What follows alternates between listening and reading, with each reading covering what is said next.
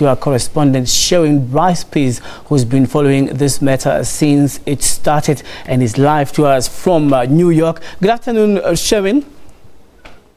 Hi, Colin. Well, Shwerwin, there has been this judgment right now. Given that South Africa has a stature that's respectable in the international community, and on that front, how will this ruling be received?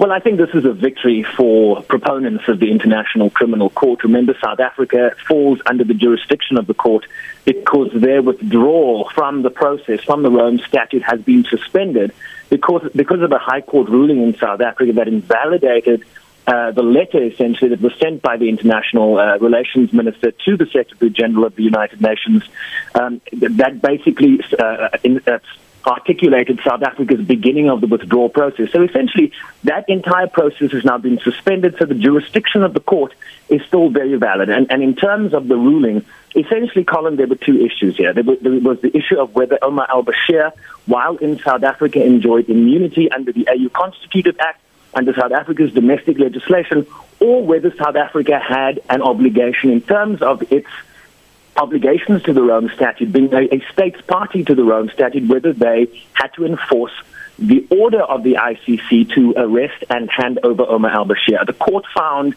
that South Africa did not uphold its obligations, that its immunity argument did not outweigh its responsibilities to the ICC, and therefore found against South Africa, basically that South Africa broke the international law that is the Rome Statute. So, what happened? What's the punitive action that now happens? The court had two options. They could either refer South Africa to the UN Security Council because the UN Security Council initiated the ICC case against Omar Al-Bashir back in 2006, I think it was.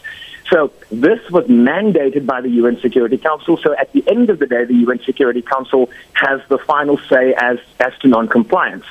The court felt in this instance that referring South Africa to the UN Security Council would not bear any punitive action because the UN Security Council itself today is very split on whether the International Court enjoys jurisdiction around the world, because not everyone, as you well know, is a party.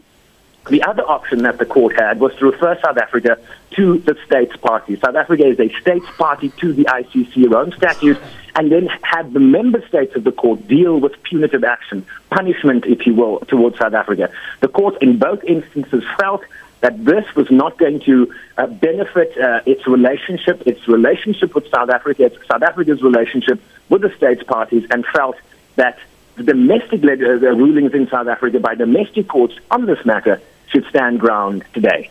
Well, Shwerwin, here is a technical issue here. It looks like there was a difference of legal opinion regarding the issue of immunity. And in the judgment, Judge Cuno was referring to South Africa failing to assess the warrant of arrest that was issued and whether or not it should take action. Now, if you're having the court ruling that South Africa was supposed to arrest him, and South Africa saying that for that day he had to have immunity, what could have gone wrong regarding assessing legal opinion and making a final decision to let him go? Well, Colin, if you remember, the legal opinion was very clear. There was a High Court ruling in South Africa while Omar Al-Bashir was still in the country. So there is a domestic court ruling that basically the South African government ignored by allowing Omar Al-Bashir to leave the country. So there is a domestic legal justification for South Africa to have followed the High Court ruling, I think it was in Pretoria, that he be arrested. South Africa ignored this, allowed him to leave, and this is why eventually, after a number of court rulings in South Africa, the matter has come to the ICC for this jurisdiction. And in terms of the ruling today, they found that the immunities that South Africa sought or are arguing that Omar Al-Bashir enjoyed did not override South Africa's obligations under the Rome Statute, which says a state's party must arrest an indicted suspect whether that person is a head of state or not. This is an important point. Being a head of state does not override the Rome Statute article that says as a state's party you need to arrest. So in terms of the legal argument, I think there was a domestic obligation in terms of what the High Court had ruled at the time. Omar Al-Bashir was still in the country. But in addition to that, the legal arguments in terms of the Rome Statute, the jurisdiction today, the judgment today, certainly cleared up any ambiguity. I think the judge referred to the word ambiguity. There is no longer any ambiguity in terms of the obligations of the state's party.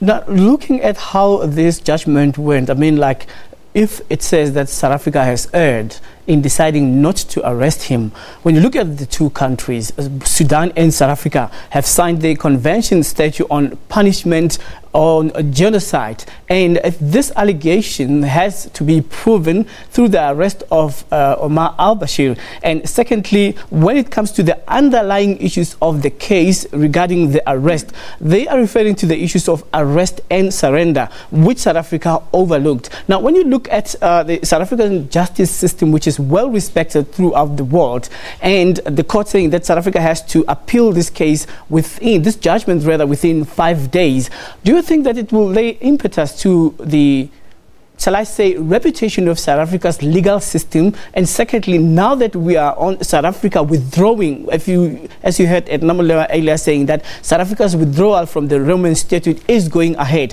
what's going to happen then? Well, there are two things here, right? We're talking about a jurisdiction of this court, and I think from a legal point of view, South Africa has not won a single case as it relates to the non-arrest of Omar Al-Bashir. So I think in terms of precedent, whether in domestic law, in terms of the ruling we saw at the ICC a short time ago, basically the judge there saying, the appeal option does exist, and you've got 5 days to do that, but you have to find one or two issues that are wrong with this judgment, and I think that's going to be the real test here for South Africa. But in addition to that, what does South Africa gain from the appeal? Do they gain legal prominence, that we were right and they were wrong? But if you look at the number of court cases so far, South Africa has been losing all of them. So if the appeal court of the ICC pre-trial chamber rules in favor of South Africa, this will be the first court to rule in favor of the South African argument. And so just common sense would almost, from a layperson like yourself and myself, we are not legal fundis on this question, but it would seem that the legal arguments have stacked against South Africa. In addition to that, as you referred to Edna Molewa, there's a bigger conversation that is going to happen within the states parties. I think that has started with South Africa already, but also the makeup of the Security Council. If you look at the Omar Al-Bashir case, Sudan is not a states party to the ICC. This is an important point. The only way that Sudan could be referred to the ICC is through the UN Security Council.